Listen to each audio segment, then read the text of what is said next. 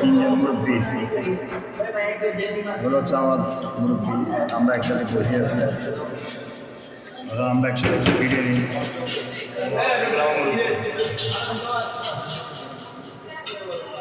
আল্লাহ রাস্তার পথে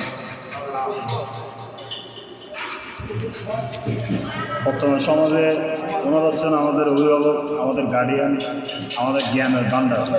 ওনাদেরকে আমরা সম্মান করলে, আমরা ওনাদের বয়সে গেলে ইয়ং জেনারেশনরাও আমাদেরকে সম্মান করবে।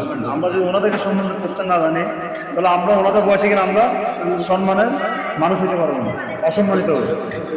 তাই যুব সমাজ, তরুণ ছাত্র সমাজ মুরব্বীদেরকে সম্মান করা দরকার।